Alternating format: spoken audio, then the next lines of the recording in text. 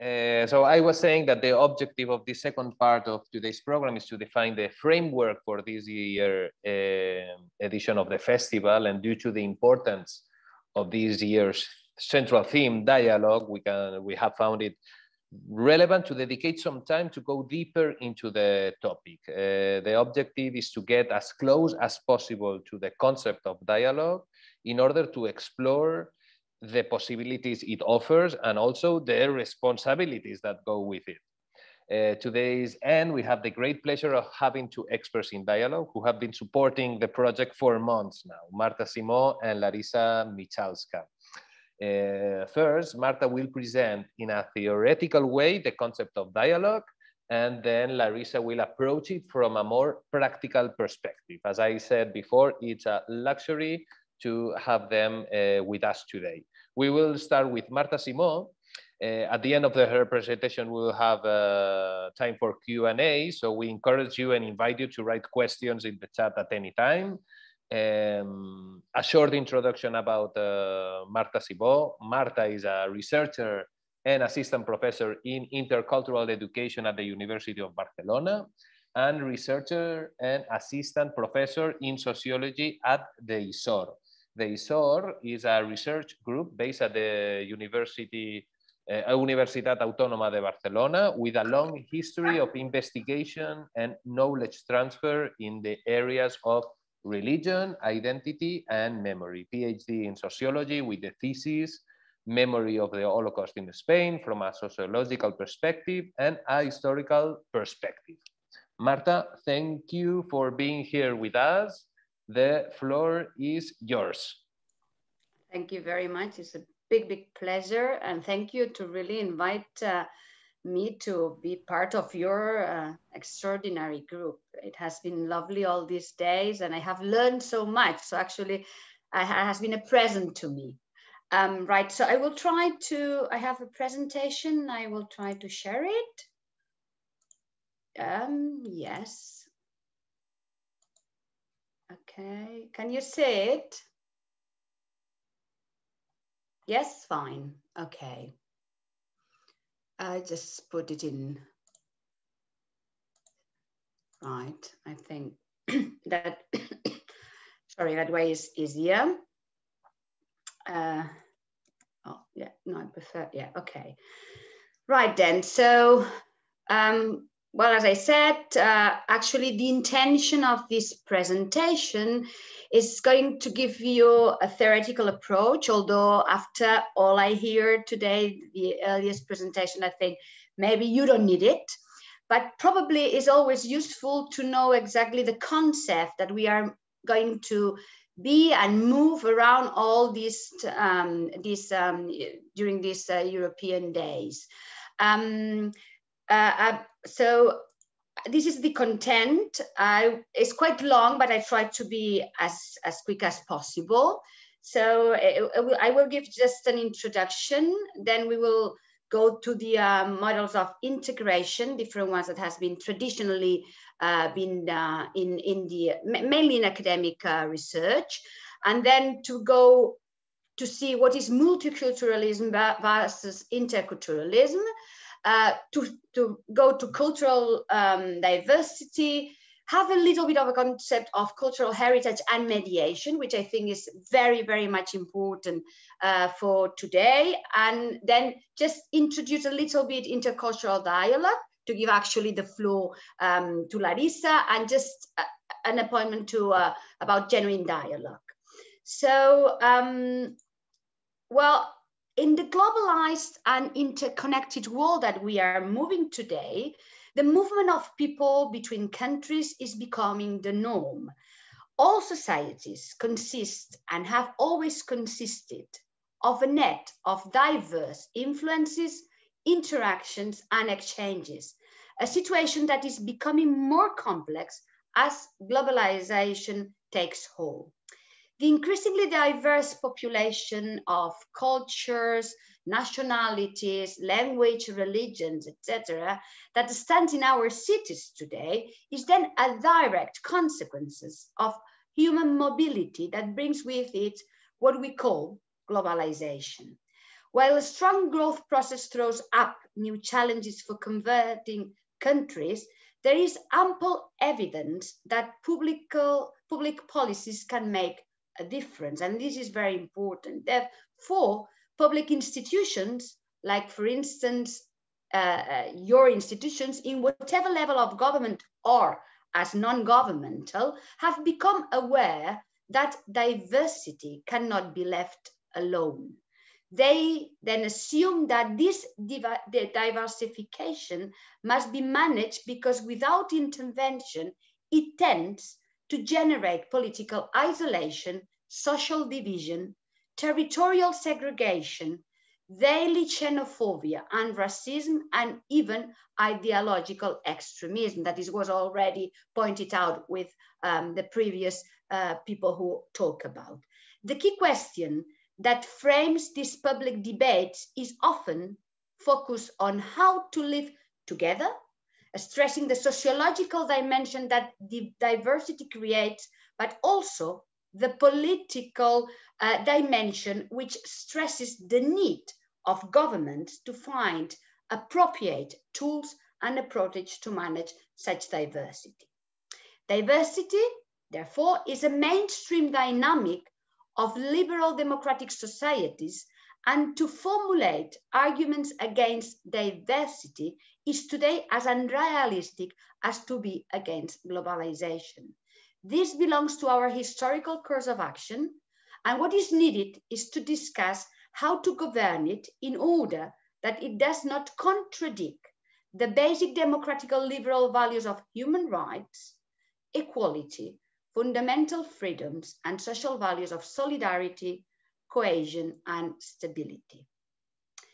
The reason being that dynamics means that diversity has a transformative effect into social and political spheres and involves increasing complexity and multiple identities. This differentiation categorized may explain discriminatory and unequal, precarious, and unbalanced powers situations. And this is exactly where we are now. But before going into an action, we have considered important to briefly review several of these concepts and give you a glance on how they have evolved. And the first one is about the models of integration that traditionally has been done in these different countries. Therefore, traditionally it has been categorized three types of models of integration: assimilation, which is abandonment by immigrants of their original customs and practices so that their behavior conforms to the values and norms of the majority; melting pot, which is the traditions of immigrants are mixed with those of the pre-existing population to form new cultural patterns in continuous evolution, and which we are more now finding, and which are actually, we really believe on that, is what we call cultural pluralism, which makes the sense of inclusion. When all different ethnic cultures, ethnic national groups, religion, whatever groups coexist separately in terms of equality, but participate in the general political and economic life of society.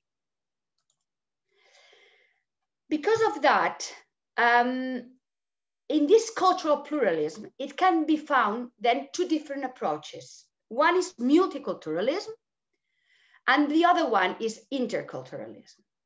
Multiculturalism traditionally has been understood of policies that encourage ethnic or cultural groups to converge in a harmony. And here, for instance, I would like to present what Viku Parekh states, is that the cultural identity of certain groups, which are normally the minorities, should not be limited to the private sphere, while the language, culture, and religion of others, the majority, enjoy a public monopoly and receive treatment of norms. Lack of public recognition hurts people's self-esteem and does not stimulate their full participation in the public sphere. Moreover, he says, the fundamental task of multicultural societies in the 21st century is the need to find ways to reconcile the legitimate demands for unity and diversity to achieve political unity, without imposing cultural uniformity, and to cultivate a common sense of belonging among its citizens and a willingness to respect and appreciate cultural differences. But, however, it is important also to have into account what Marta says to us about what means identities and what about means to have different identities. She says that Unitarianism assumes that it is possible to understand people by placing them in a single identity group. But this approach generates multiple mutual misunderstandings. In different contexts of everyday life, people see themselves and others as part of a whole series of identity groups without a problem. The assumption that people possess a single identity above all others fosters distrust and often violence when the unitary identities that generate an illusion of destiny come into conflict. A broader recognition of the plurality of individual identities offer the hope of an authentic multiculturalism against the divisibility of a model based on the imposition of singular identities. This perspective leads us to the critics of multiculturalism. In short, multiculturalists focus on recognition of group identities, accommodation of religious practices, and preoccupation with the appreciation of cultural diversity has led to segregation between ethnic groups in European societies and a lack of a community cohesion. Because of that, then maybe interculturalism could be an alternative. In fact, the Council of Europe in 2008 did the white paper on intercultural dialogue can be seen as a response to this criticism of multiculturalism. It notes that multiculturalism is now seen by many as having fostered communal segregation and mutual incomprehension, as well as having contributed to the undermining of the rights of individuals. Noting that multiculturalism as a policy has been inadequate, it proposes that it is replaced by interculturalism, defining it as follows.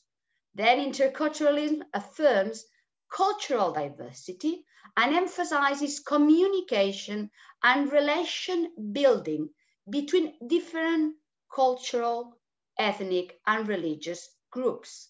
The goals of interculturalism are to counteract processes of segregation and exclusion which presumably take place in culturally diverse societies, while also promoting democratic values and respect for human rights through positive interaction between groups and individuals. We come to a conclusion that interculturalism can be seen as an advance over those forms of multiculturalism that start with a majority perspective from above. As a policy, interculturalism opens a greater space for dialogue, which is our actually aim, and thus for minority voices to be heard and promote real integration characterized by mutual understanding, mutual learning, and empathy. At the state level of policy, interculturalism may thus be preferable to multiculturalism. Let's move on to what means actually cultural diversity. As UNESCO states, exists a difference between interculturality and cultural diversity. The term interculturality refers to the existence, as I said, an equitable interaction of diverse cultures and the possibility of generating shared cultural expressions through dialogue and mutual respect, while cultural diversity refers to the manifold ways in which the cultures of groups and societies find expression. These expressions are passed on within and among groups and society. Cultural diversity is made manifest not only through the varied ways in which the cultural heritage of humanity is expressed, augmented and transmitted through the variety of cultural expressions, but also through diverse modes of artistic creation, production, dissemination, distribution, and enjoyment, whatever the means and technologies used. We now move to another concept which is linked to it and very much important for your festival, which is actually cultural heritage. Still, I think it is important to underline that what is cultural heritage definition, and in this case, I would like to use the definition made by Minues and Coma. For them, cultural heritage means the legacy of communities past, which has been maintained to the present day and which must be passed on to present and future generations. Within this, it can be distinguished between material cultural heritage, which includes what is physically tangible, and therefore we can say that it is the expression of cultures through their material realizations, and the intangible heritage that it is transmitted mainly orally. Is that an invisible heritage that all cultures develops and that resides in the spirit of it, and that can take various forms such as beliefs, norms, knowledge values, languages, gastronomic recipes, and oral, musical or dance expressions. Cultural heritage can therefore be defined as the testimony of a part of history that, despite being past, shapes our history and our idiosyncrasy in the present. It is the story made evident or evidenced, survivals of the past that identify us as a community and to which we give value for that. Connected to this concept of cultural heritage, when we really do this kind of, we show these different tangible and intangible prospects of cultural heritage, we have to have also in mind another concept, which is in this case, the concept of mediation, which is very much close to what we will be doing later on with Larissa about proper dialogue. Mediation is the technique designed to communicate and make accessible the various meanings of heritage to all types of audiences in a fun and attractive way. We must therefore think in a didactic and or pedagogical way when we act as mediators of heritage. In order to be able to carry out a mediation task, it is necessary, first of all, to know how to interpret and decode the cultural content that we want to make known. In this respect, it is important to make an important nuance when interpreting a heritage element. It is not a question of describing a piece, an object or monument for a purely informative purpose, but rather of looking for strategies to carry out a process of facilitating knowledge, a process of didactic mediation of heritage. Facilitate, we understood in the broader sense of the word. Mediators must make viable access to content that is inherently hidden in the element or heritage space without imposing criteria or value judgments and providing the tools needed to enable learning. Mediation has then three dimensions. Mediation as a bridge by uniting the past with the present. Mediation that helps us to make intelligible and understand what is unknown to us. And in this case, the most important dimension, intercultural mediation, which allows us to connect diverse people, communities, and audiences as a reflection of a complex society. We will just move what is actually today the concept of mediation as a new paradigm of cultural mediation.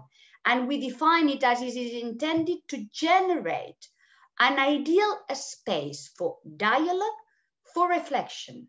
The public owns the space. This model answers the question, what do you want or need?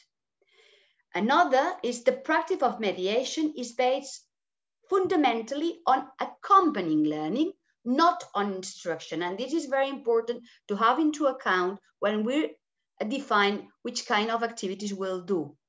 Also, replace the idea, for instance, of guided tours with that of commented tours. This will give us the idea of making a dialogue. Open the doors to sensoriality, which means learning not only beyond sight, but with all the 5 senses we have.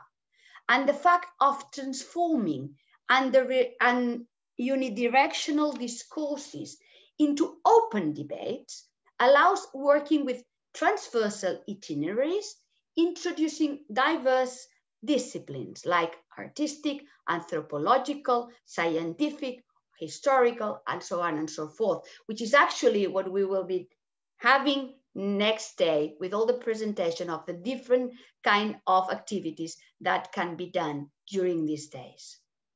And just to finish, just a very short introduction to what is actually intercultural dialogue.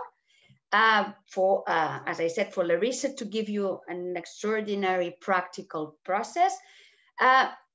From the 70s until the 2000s, the understanding of European heritage in the European Union cultural policy has dramatically extended to encompass local cultural expressions and traumatic experiences. Therefore, the cultural diversity celebrated in the European institutional discourse has also evolved. As I have already mentioned, originally, diversity of national cultures it increasingly integrated subnational diversity of regional and minority cultures.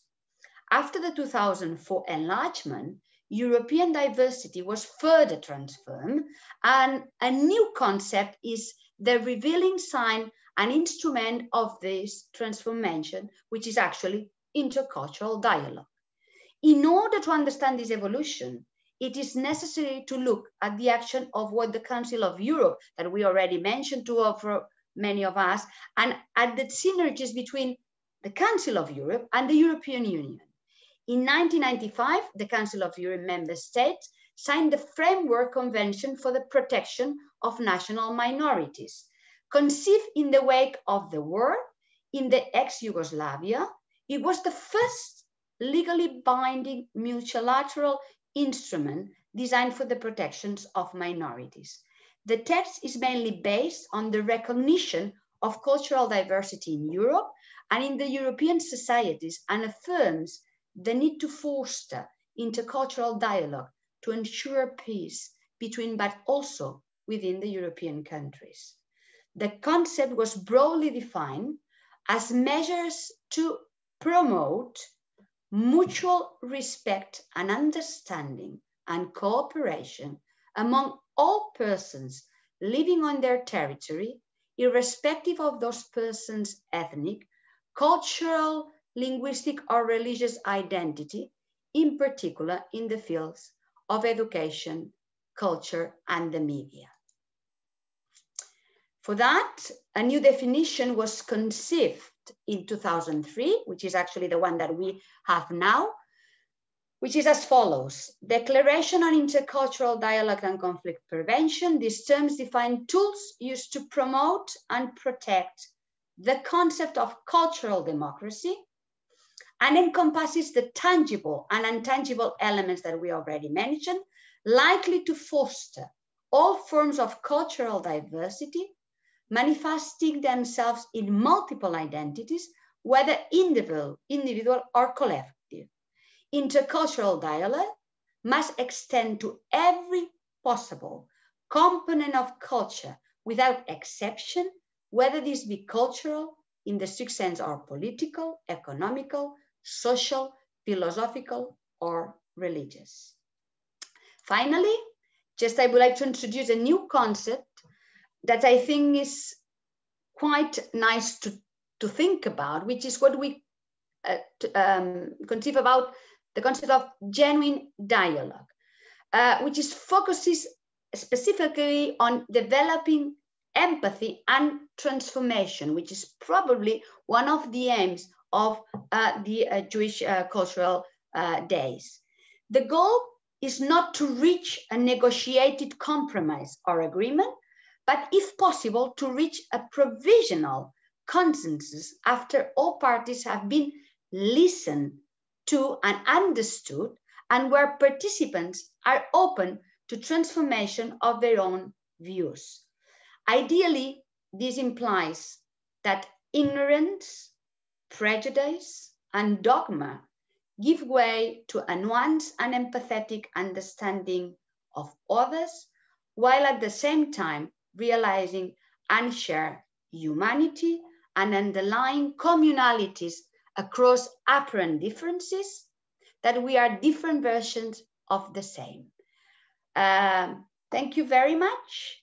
Any questions? I will be more than happy to answer to you.